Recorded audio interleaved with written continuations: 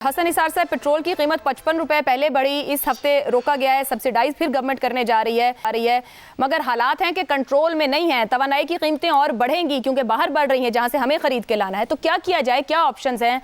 Petrol rationing की जाए, car pooling की जाए, महदूद पेट्रोल दिया जाए? क्या लोग समझ पाएंगे इस ज़रूरत को? क्या हुकूमत समझा पाएगी कि बढ़ाना उसके लिए ज़रूरी है, या रुक जाए हुकूमत और ना बढ़ाए?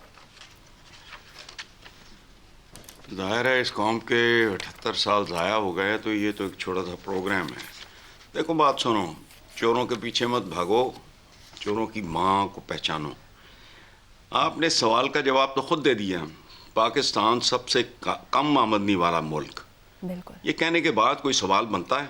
अच्छा, पाकिस्तान के हुक्मरान गैंग ने पहले कौन से इकदाम लिए? कोई एक बताओ जो कामयाबी से लिया हो। एक। इशारिये मिशारिये ये वो सब टोपी ड्रामे, एक बताओ। कितनी देर हो गई इनको चिमटे हुए? अच्छा, तो अब कौन से लेंगे भाई? ये तो क्राइसिस ही और तरह का है। अच्छा, ये मैंने पहले ही शायद आपके या मैंने अपने प्रोग्राम में कहा था कि बहुत खौफनाक आंधी है, तूड़ी की पंड खुल चुकी है। अब कोई शेख चिल्ली ही ये दावा कर सकता है कि यूं कर लो तो यूं होगा, वो कर लो तो वो होगा। नहीं, तूड़ी नहीं अब इकट्ठी होनी। मैं डे वन से कह रहा हूं, बात ही समझ नहीं आ रही। जब तक जौहरी बुनियादी खौफनाक तब्दीलियां नहीं आएंगी, मुल्क ट्रैक पे आ ही नहीं सकता। अच्छा, रह गया मशवरा, तो मैं इस मुहावरे को अच्छी तरह समझता हूं बीबी, कि भैंसों और सांडों के सामने बीन बजाना हमाकत होती है। बस ठीक है। आमिर साहब, आलमी मंडी में तेल की कीमतों में इजाफा, पाकिस्तान की मईशत जो है वो भी शदीद दबाव में आ रही है। साथ साथ आपके ख्याल में तवानाई की कीमतों में इजाफा मजीद महंगाई लेकर आएगा? इस सिचुएशन को या बहरान की सूरत हाल को हुकूमत को कैसे हैंडल करने की जरूरत है? अच्छा, मैं कभी कभी मुझे ख्याल आता है कि जब सेल फोन्स नहीं थे तो फिर तो नहीं था ना कि लोग हर वक्त सेल फोन काम से लगाए में, यहाँ तक कि मोटरसाइकिल पे बैठा कोई सड़क पे भी जा रहा है तो उसने सर टेढ़ा करके तो सेल फोन अपने कान से लगाया और लोग उसके बगैर गुजारा करते थे। इसी तरह से जैसे जब मिडिल क्लास के घरों में माइक्रोवेव नहीं आया था तो खाना कैसे गर्म होता था? होता था ना, ठंडा खाना तो नहीं खाते थे। बिल्कुल बिल्कुल। जो सिगरेट का एक पैकेट पाकिस्तान के अंदर 500 रुपए का मिलता है, वो सिगरेट का पैकेट पाकिस्तानी रुपयों के हिसाब से 8,000 रुपए का मिलता है बरतानिया के अंदर। क्या और उसका क्या नतीजा निकला? बरतानिया में लोग बहुत कम, जो सिगरेट पीने वालों की शरह है वो पाकिस्तान के मुकाबले में बहुत कम है। तो आप सीधा साधा लोगों से कहें कि ये हमें करना पड़ेगा, और आपके लिए अगर आप इसको अपने असरात से बचाना चाहते हो तो यही तरीका है कि अपने आप पर काबू पा लो। ये जो इस तरह के ड्रामे है ना, जैसे कि ऑस्टेरिटी ड्राइव, छोटी सी मैं आपको जल्दी से एक मिसाल दे दूं। इस दिन निहाल हाशमी साहब गवर्नर बन के कराची आए, उसने मेरे घर के कुछ लोग भी आ रहे थे, मैं उनको लेने एयरपोर्ट पे गया। तो ये ऑस्टेरिटी ड्राइव अनाउंस होने के बाद का वाकया है। 6 तो उनकी प्रोटोकॉल की गाड़ियां, एक शख्स ने जाना था, 6 प्रोटोकॉल की गाड़ियां आई हुई थी, और उसके अलावा जो 30-40 बंदे उनको लेने आए हुए थे वो सब अपनी अपनी गाड़ियों पे आए हुए थे। तो ये ऑस्टेरिटी ड्राइव तो नया ड्रामा होती है। आप किसी तरह से नामुमकिन बना दो लोगों को कि वो अपनी फजूल खर्ची ना करें, एसेंशियल काम कर सके, कीमतों को ऐसे कैलिब्रेट करें कि वो वसूल खर्ची खुद ब खुद ही काम हो जाए। इसके अलावा क्या आपकी कौम के अंदर वो उस तरह का इत्तेहाद या हुकूमत के ऊपर उस तरह का एतमाद है नहीं कि हुकूमत कुछ कहेगी तो आप मान के उसके ऊपर चलना शुरू हो जाएंगे? इसके अलावा मुझे तो कोई और तरीका समझ नहीं। शहजाद चौधरी साहब, क्राइसिस और बहरान अपॉर्चुनिटी भी बन जाते हैं। इस वक्त जो सूरत हाल है, पाकिस्तान सबसे कम आमदनी वाला मुल्क है खित्ते में, किस तरह के इकदाम हुकूमतों को लेने ज़रूरी हैं, उनको इन्फोर्स कराना ज़रूरी है और लोगों का भी समझना ज़रूरी है? अच्छा आयशा, आपके जो सवालात होते हैं ना, वो कई दफ़ा हमें सिर्फ जो भी मसला हो उसका सिर्फ एक फोकस्ड एंगल के ऊपर हमें मजबूर करते हैं कि उसको बहस में लाया जाए। उसके बहुत सारे और पहलू होते हैं जो हम बात नहीं कर पाते। लेकिन पिछले सवाल से जुड़ा हुआ एक ऐसा उनसर है जो कि आमिर साहब ने जिसका जिक्र किया, आमिर खान साहब ने, उसको अभी अगर लेके आए तो शायद हमें समझने में आसानी हो जाए इस सवाल के जवाब के अंदर भी। अच्छा, पहली बात तो यह है कि ईरान जंग को फैलाना चाहता है, बढ़ाना चाहता है। देखिए, तो आप अमेरिका भी जंग को बढ़ाना चाहता है और फैलाना चाहता है क्योंकि उसी के अंदर उसकी बचत है। वो कहता है कि जंग और लाके लोग ले जाएंगे, जापान आ जाएगा, चीन आ जाएगा, फलाना आ जाएगा, गल्फ तक तो जंग चली गई, बाकी भी लोग आ जाएंगे। जिस जिसको चाहिए आके जंग लड़ो और अपना क्या कर रहा है, वो भी वही काम कर रहा है जो ईरान कर रहा है कि जंग को फैलाओ।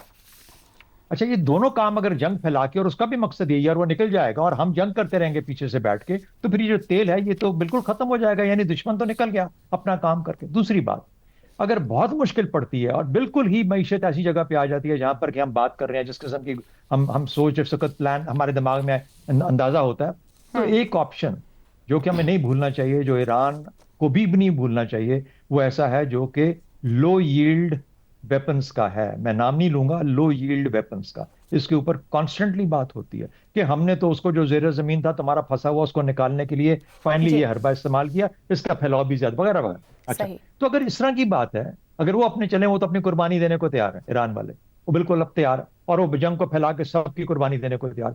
हमने बचने के लिए ये करना है कि हमने जाके ईरान से बात करनी है कि भाई जिसका जो दुश्मन था, जो बेवकूफ था, जो गलत किया था, वो तो चला गया छोड़ के, या कम से कम चला गया, अब हमारे सिर पे छोड़ गया। तो आइए मिलके हम कोई रास्ता इख्तियार करें कि दुनिया भी बची रहे, आप भी बचे रहें, मामलात भी चलते रहें। तो सबसे बड़ी बात होगी डिप्लोमेसी की और ईरान को कन्विंस करने की कि अगर उसको ऑफ रैंप नहीं मिलता तो तुम तो कम से कम इसमें से निकलो ताकि दुनिया को बचाया जा सके। ठीक हो तो मुझे यूं लगता है कि जैसे इसके ऊपर शोर, बाकी तो चीजें सब सही है कि उस पर इन्हिसार कम किया जाए, राशनिंग होनी चाहिए, ये वगैरह वगैरह, वो हमारे साथी उन पर बात करेंगे।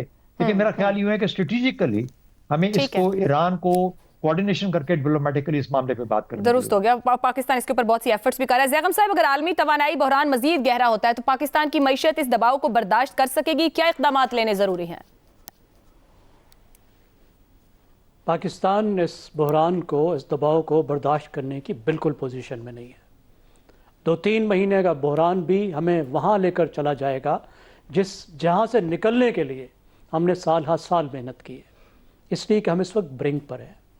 इस वक्त जो पाकिस्तान की मईशत संभली, और हम कहते रहते हैं कि मईशत संभल गई, बहरान ख़त्म होगा, उसकी एक बड़ी वजह यह भी है कि दुनिया में तेल की कीमतें बहुत कम हो गई थी, $60 तक चली गई थी, और अब वो 100 से ऊपर 107, 108, 110, 120 को भी टच कर रही है।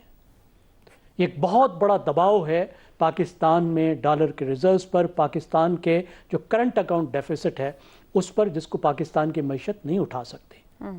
क्योंकि अगर सिर्फ $5 फी बैरल तेल की कीमत बढ़ती है तो साल के हिसाब में वो $1 बिलियन बनता है। तो $40 फी बैरल कीमत बढ़ चुकी है। उस हिसाब से साल पर जाकर ये $8 बिलियन बनता है। यह हम उठा ही नहीं सकते बोझ अगर ये लंबा मामला चलता है। तो क्या होगा सर? फिर उसके साथ साथ ये जो पूरे रास्ते बंद हुए, पाकिस्तान की 60% एक्सपोर्ट्स, 30% इंपोर्ट्स उन रास्तों से आती हैं, वो गल्फ की पोर्ट्स के साथ कनेक्टेड है। तो एक बहुत बड़ा बहरान है और हमारे पास रिजर्व्स नहीं है। देखिए, सबसे बड़ा मसला ये होता है कि अगर रिजर्व्स आपके पास हों, अगर आप अच्छे रिजर्व्स लेकर बैठे हों, तो फिर जब बुरा वक्त आता है तो आप उसको वेदर कर सकते हैं। हमारे पास वो कुशन भी नहीं है। और सबसे बड़ी बात ये ज़हन में रखिए कि पिछले 50 साल में जब भी बीमार हुए हैं, इन अरबी हकीमों के पास गए हैं। आज अरबी हकीम, तो सर आप बीमारी में क्या करेंगे फिर? दुकानें बंद हैं। देखिए, मेरा ख्याल है इस वक्त एक एमरजेंसी के तौर पर आपको बहुत से स्टेप्स लेने की ज़रूरत है। बांग्लादेश को देखिए, उसने तेल की राशनिंग कर दी है। जो आपका तेल का कंजम्पशन है इसको कम करना होगा, इंपोर्ट्स को भी फिर से रिस्ट्रिक्ट करना होगा, और पूरी तरह से आपको एक ऐसा प्लान लेकर आना होगा जो वर्स्ट केस सिनेरियो है उसके अगेंस्ट आपको प्लान करना होगा। क्योंकि किसी को पता नहीं है कि ये जंग कब तक चलेगी, और ख़तरा इस बात का मौजूद है कि ये तवील हो जाए।